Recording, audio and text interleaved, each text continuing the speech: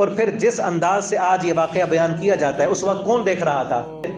وہ گھوڑا آیا، اس کے نشانات قدموں کے بن گئے، پھر ہوا آئی اور نشان مٹ گئے، پھر جو گیلی ریت تھی اس کو زینب نے اٹھایا، اس گیلی ریت کو کپڑے میں ڈالا، پھر اس کو نچوڑا، اور پھر جو قطرے نکلے پانی کے وہ اپنے بیٹے کے خشک ہونٹوں پہ لگائے۔ ایسے لگتا ہے جیسے کیمرہ لگا کے اوپر یہ کھڑا ہوا تھا، یہ جو بیان کرنے والا ہے۔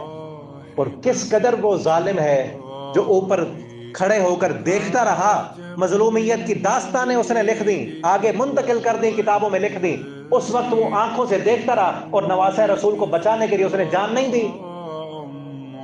یہ کس قدر ظلم کی بات ہے کہ وہ تھا ان کے ساتھ، سیدنا حسین رضی اللہ تعالیٰ عنہ کے ساتھ، اور ظلم کی داستانیں بعد میں اس نے بتائیں، اور اس وقت وہ کھڑا دیکھتا رہا، اس نے جان نہیں دی۔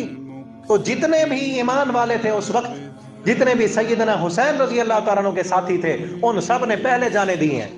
جب انہوں نے پہلے جانے دے دی اور سب سے آخر میں سیدنا حسین رضی اللہ تعالیٰ عنہ شہید ہوئے، تو اس قدر ڈیٹیل کے ساتھ واقعات کس نے بیان کیے ہوں گے؟